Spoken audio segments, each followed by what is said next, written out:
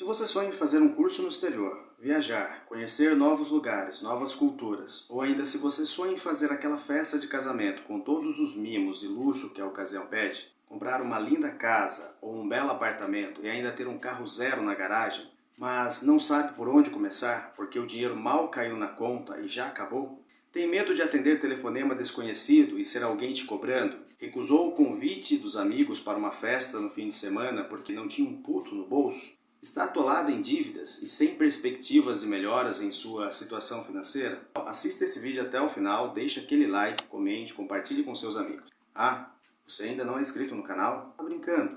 Então inscreva-se.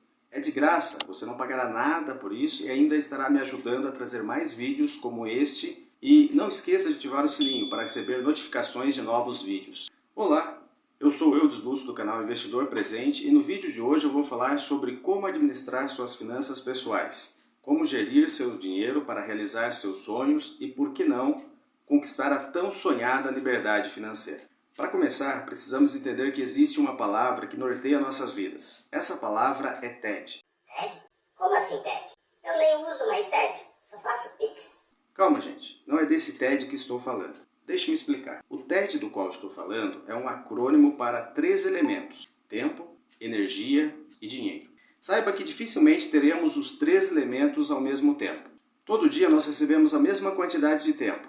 Todo dia é depositado em sua conta tempo 86.400 segundos. O que nos diferencia é a forma como usamos esse recurso chamado tempo, que é limitado.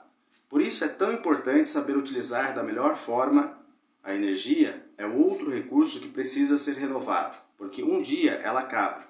A cada segundo que passa, aos poucos, quase imperceptível, o tempo e a energia vão embora do seu domínio. Mas ainda assim, focamos no que podemos recuperar se perdermos. E não importa quantos anos você tem, esses 3 elementos, tempo, energia e dinheiro, estão lá circundando sua vida. A nossa vida financeira pode ser dividida em 3 fases. Na primeira fase, que vai do 1 aos 15 anos, você possui tempo e energia e não possui muito ou quase nada de dinheiro. Nessa fase, geralmente falamos para as pessoas que estão nela que é uma ótima fase porque não tem preocupação nenhuma com os boletos, certo? Na verdade, essa fase é talvez a mais importante, porque é nessa fase que você constrói o seu modelo de dinheiro. É nessa fase que você constrói suas crenças sobre praticamente tudo na vida. Aprendemos a andar, falar e sobre o que acreditar. Nessa fase, somos como uma esponja absorvendo ideias sobre nós mesmos e os outros, sobre nossa família, amigos, escola, cultura e sociedade. E pouco a pouco, o ambiente que vivemos programa nossos cérebros com crenças sobre amor, saúde, sexo, trabalho, beleza, relacionamentos, religião, dinheiro e uma infinidade de coisas que o mundo nos apresenta. A maioria de nós não temos pais ricos, portanto, qualquer conselho deles sobre riqueza provavelmente será inadequado. E as escolas não costumam oferecer educação financeira. Como se não bastasse, a nossa sociedade estimula o consumismo e nossos amigos e colegas não são de grande ajuda nesse sentido. Logo, o modelo de dinheiro desenvolvido nessa fase não é dos melhores. Na segunda fase, à medida que você vai amadurecendo, dos 16 aos 65 anos, você possui energia e dinheiro e praticamente não tem tempo. Nessa fase é onde você mais desenvolve suas habilidades. Tem energia e trabalha muito para ganhar dinheiro e realizar sonhos. Mas por outro lado, tem pouco tempo. E os resultados alcançados nessa fase em qualquer área de nossas vidas depende quase que exclusivamente da nossa programação mental, das nossas crenças desenvolvidas na primeira fase. Se você teve um modelo de dinheiro ruim quando na primeira fase, consequentemente, você terá resultados pífios na segunda fase, na fase adulta. Na terceira fase, quando já se está maduro, acima dos 65 anos, geralmente você possui tempo e dinheiro, mas falta energia. E novamente estamos falando de resultados que dependem muito de como foi a primeira e a segunda fase. Se na primeira fase você teve uma boa programação sobre dinheiro, finanças, investimentos, ou, se não teve, mas na segunda fase corrigiu essa falha mudando sua programação, suas crenças sobre dinheiro, provavelmente na terceira fase você usufruirá de sua liberdade financeira. Agora, se na primeira fase o aprendizado sobre dinheiro foi deprimente e na segunda fase você continuou batendo cabeça tendo altos e baixos sem corrigir a falha da primeira fase, lamento muito, mas é quase certo que sua terceira fase também será sofrível, com dificuldades financeiras, mal conseguindo pagar pelos medicamentos e outros custos essenciais dessa fase somente com o dinheiro da aposentadoria do governo. Isso se você conseguiu se aposentar. Por isso é muito importante mudar aquela crença errada que muitos dizem de boca cheia. Para que poupar? Para que guardar dinheiro se quando eu morrer não vou levar nada pro túmulo mesmo? E substituir por crença que diz: eu vou poupar, vou pagar a mim mesmo primeiro, vou em busca da minha independência financeira, quero chegar na terceira fase aposentado, sem ter que depender da aposentadoria do governo, quero viver dos meus rendimentos e se por acaso eu morrer antes de chegar à velhice, minha família, meus filhos, que têm a mesma educação financeira que eu, saberão usufruir, quiçá aumentar ainda mais o dinheiro que conquistei. Importante salientar que dentro dessas 3 fases da vida financeira existem 4 estágios. O primeiro estágio é aquele em que a vida financeira está uma bagunça, de perna para o ar, totalmente desorganizada, sem controle nenhum, afundada em dívidas. Segundo pesquisa, de cada 4 trabalhadores, 3 dizem estar endividado. E o pior é que mais da metade acham que sempre serão endividados. Ainda de acordo com a pesquisa, apenas 1 de cada 4 trabalhadores tem o hábito de poupar. Segundo estágio é aquele em que você começa a mudar seu mindset sobre dinheiro e começa a organizar as finanças. Primeiro planejando, estabelecendo metas plausíveis de ser alcançadas e traçando objetivos claros, com prazos bem definidos e fazendo controles financeiros diários dos gastos e despesas imprescindíveis, pagando e deixando sob controle suas dívidas. O terceiro estágio. Nesse estágio você sabe o que quer, tem suas metas e objetivos bem definidos e sabe como alcançá-los. Está poupando parte de seus rendimentos, ou seja, já adquiriu o hábito de pagar primeiro a si mesmo, de depositar pelo menos 10% do que ganha todo mês em uma conta separada, antes de pagar outras despesas. Já aprendeu a trabalhar e pagar as demais despesas com 90% restantes. Além disso, está buscando novas fontes de renda, já possui reserva de emergência e já possui investimentos que geram renda passiva. O quarto estágio é aquele em que você já conquistou sua liberdade financeira, tem várias fontes de renda e vive basicamente dos investimentos. Alguns conseguem alcançar o quarto estágio financeiro dentro da segunda fase da vida financeira. Mas a grande maioria chega na terceira fase da vida financeira, ali nos 65 anos, sem alcançar a quarta fase financeira. Ok, legal. Agora que eu sei que a minha vida financeira tem 3 fases, que vai do 1 aos 15 anos, dos 16 aos 65 anos e acima dos 65 anos, sei também que na nossa vida gira em torno de 3 elementos, tempo, energia e dinheiro, e que raramente eu tenho os 3 elementos ao mesmo tempo. Geralmente eu tenho no máximo 2 elementos ao mesmo tempo, e que dentro dessas 3 fases da minha vida financeira, eu tenho que passar por 4 estágios financeiros para alcançar a tão sonhada liberdade financeira. Mas o que preciso fazer especificamente para administrar minhas finanças pessoais, para administrar meu dinheiro? Como posso fazer o planejamento financeiro e o controle financeiro? O que preciso fazer para alcançar o quarto estágio, alcançar minha liberdade financeira? Para responder esses questionamentos, eu vou trazer aqui 10 recomendações. A primeira delas, você deve mudar suas crenças. Essa é a primeira mudança que você precisa fazer. A crença é uma coisa que você sabe com total e absoluta certeza, é aquilo que você tem decidido, consciente ou inconscientemente, é aquilo que você toma como uma verdade para você. Suas crenças são as raízes da sua realidade, dos seus resultados. A boa notícia é que você pode mudar isso. Sei que posso parecer meio repetitivo, mas para isso basta você reconfigurar suas crenças. É fácil? Óbvio que não. Mas se quisermos alcançar nossos sonhos, nós devemos mudar o nível de nossas crenças. Se quisermos resolver algum problema tipo: por que eu vivo endividado? Por que eu não consigo poupar dinheiro? Por que sempre quando ganho mais dinheiro, como num piscar de olhos, ele acaba? Por que várias pessoas que ficaram milionárias ganhando na loteria, algum tempo depois voltam para a mesma situação financeira ou pior do que estavam antes de ganhar na loteria? Por que isso acontece? Aqui podemos fazer um paralelo com os arquivos de computador. Isso acontece porque suas crenças, sua programação mental sobre o dinheiro, o seu mindset sobre dinheiro é um arquivo corrompido. Está cheio de falhas, de bugs. e isso está te sabotando. E enquanto você não mudar a sua programação mental, as suas convicções em relação ao dinheiro, a maneira como você enxerga e lida com o dinheiro, lamento muito informar, mas infelizmente a sua realidade, a sua vida continuará na mesma. Albert Einstein disse certa vez, insanidade é continuar fazendo a mesma coisa e esperar resultados diferentes. Portanto, se você continuar fazendo o que sempre fez, obterá os resultados que sempre teve. Isso vale para tudo em sua vida. Por exemplo, se você quer emagrecer, mas continua fazendo o que sempre fez, não muda seu comportamento, não procura ter uma alimentação saudável, não faz atividades físicas, como acha que conseguirá o resultado que é o emagrecimento? Para o dinheiro é a mesma coisa. Então, se você realmente quer mudar a sua situação financeira, reflita sobre o seu comportamento em relação ao dinheiro. Comece mudando o nível de suas crenças. O slogan No Pain, No Gain, muito utilizado pelos adeptos de malhação, também é válido para a questão do dinheiro.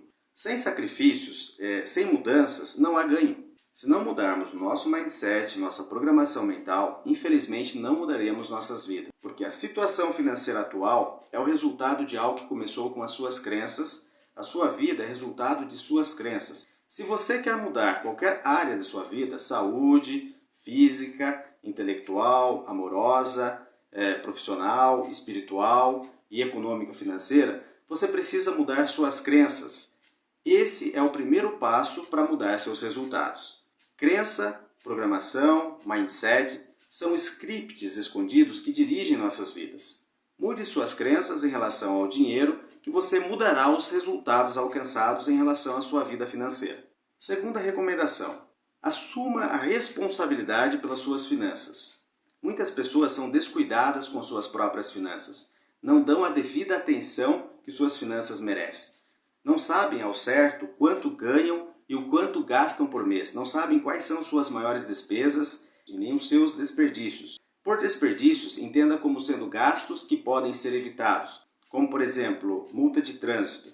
Não sabem quanto pagam de juros no cartão ou no boleto, são consumistas, compram por impulso, enfim. Suas crenças sobre o dinheiro as levam a ter asco pelo dinheiro, a serem desleixadas em relação ao dinheiro. Então, se você quiser mudar, precisa assumir a responsabilidade pelas suas finanças.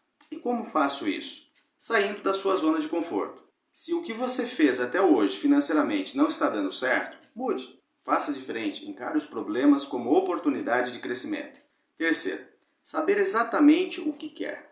Antes de começar a construir uma casa, é preciso fazer um projeto.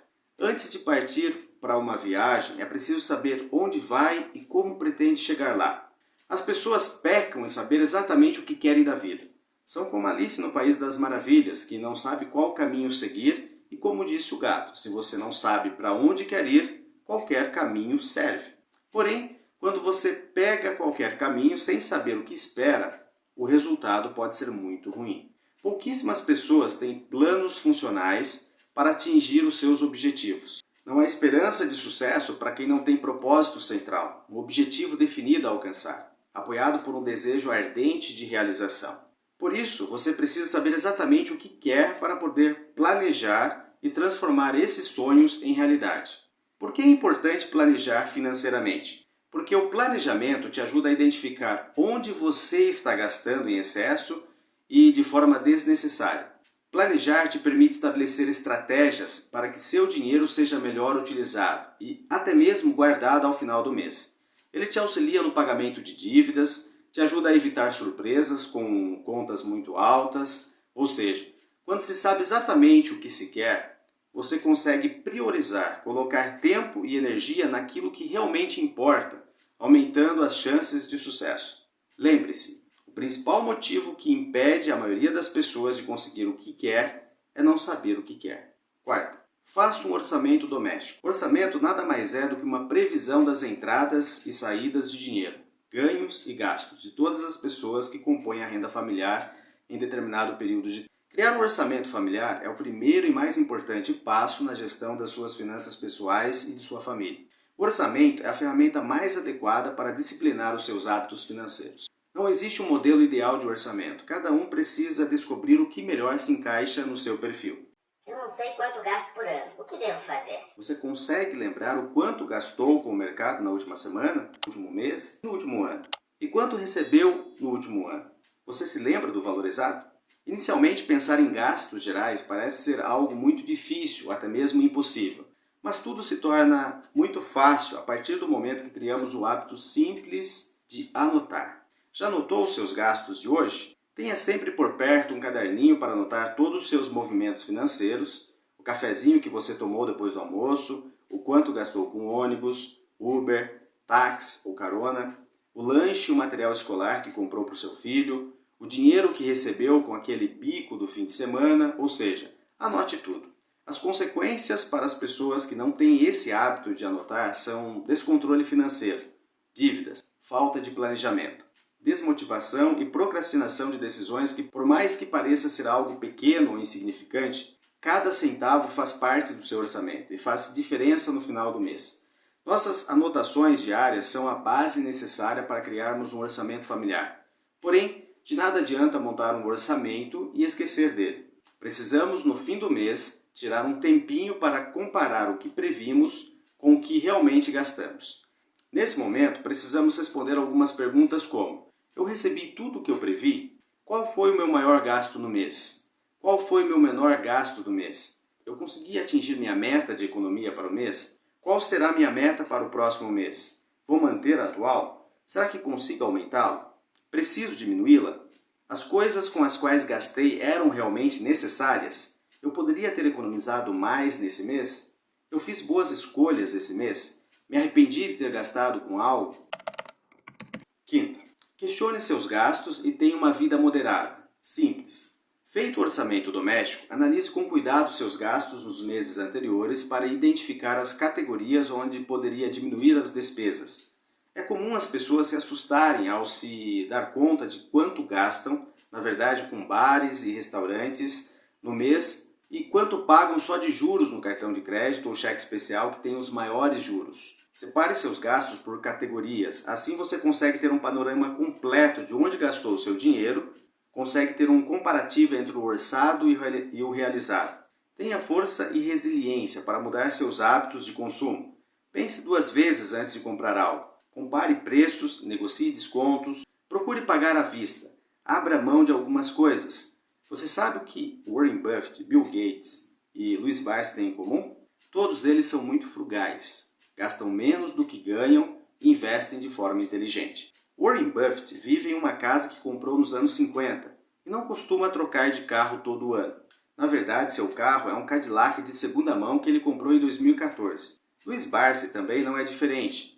Até recentemente ia para o escritório de metrô. E somente com a pandemia e por muita insistência da família, comprou um carro popular. É claro que a frugalidade não é a única responsável por suas fortunas, mas é um pré-requisito. A maioria das pessoas escolhe não poupar e viver o aqui e agora.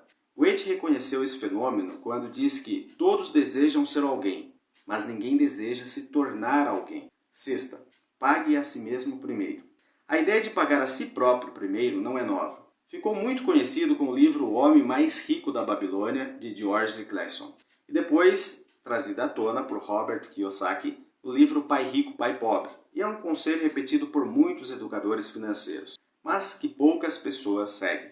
A rotina da grande maioria das pessoas é receber o contra-cheque, pagar as contas, ou seja, pagar a terceiros, gastar contraindo sempre mais dívidas e nunca ou quase nunca investem, porque não pagam a si mesmo primeiro antes de pagar a terceiros. Quando você paga a si mesmo primeiro, você está se colocando como prioridade. Se você é empregado, quando recebe o contra-cheque, o que quer dizer que você já pagou os impostos e benefícios, já pagou o governo, INSS, FGTS, IR. Então, como você já pagou o governo, agora pague a si mesmo. Separe uma porcentagem de acordo com o seu padrão de vida. Por exemplo, separe 10% do valor líquido recebido e aplique em algum investimento, em algum ativo. E com 90% que sobrar, você paga moradia, supermercado, água, luz, despesas consideradas necessárias à sobrevivência. E caso sobre alguma coisa desses 90%, aí você pensa em gastar em lazer ou algo supérfluo.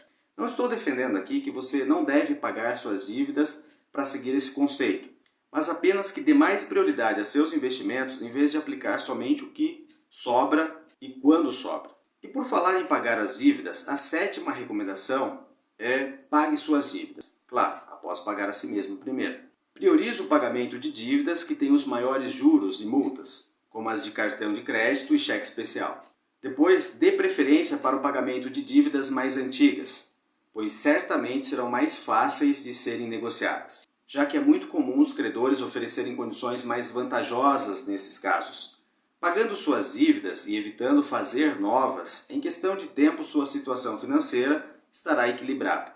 Oitava recomendação: tenha uma reserva de emergência.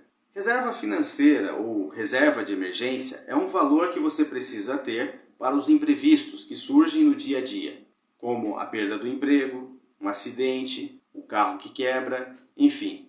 Como o próprio nome diz, é um dinheiro que você tem para emergência.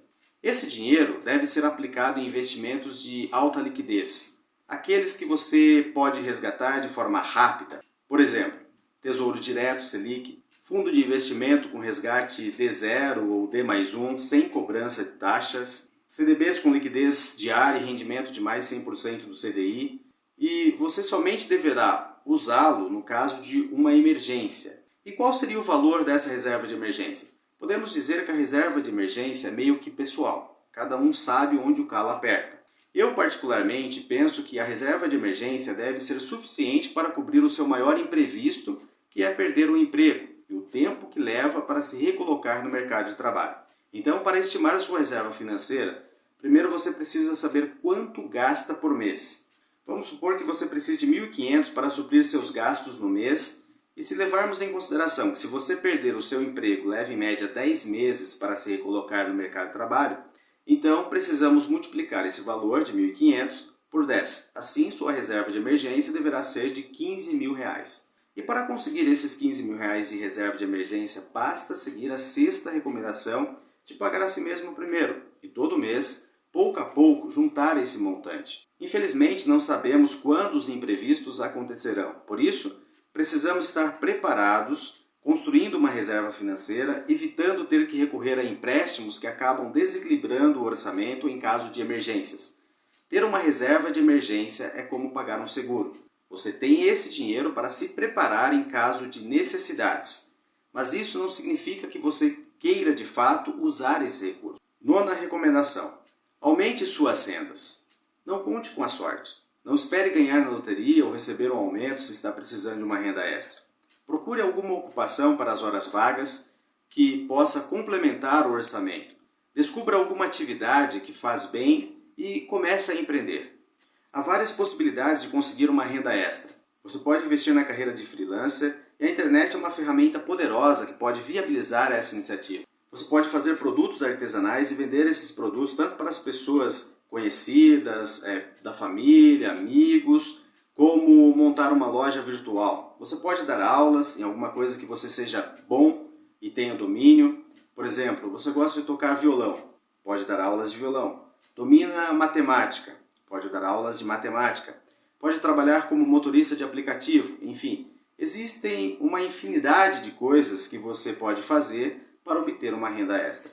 10ª recomendação: invista.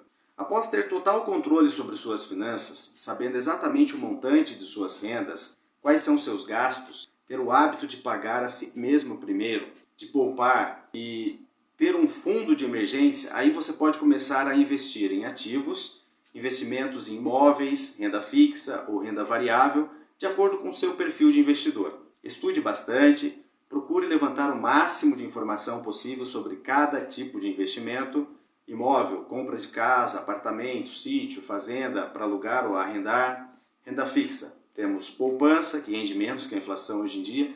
No médio e longo prazo, seu dinheiro está perdendo o poder de compra. Tesouro Direto, CDB, Certificado de Depósito Bancário. Alguns são 100% do CDI com taxa zero. LCI e LCA, letras de créditos imobiliários e agronegócio. LC, letras de câmbio, debêntures, fundos de investimentos.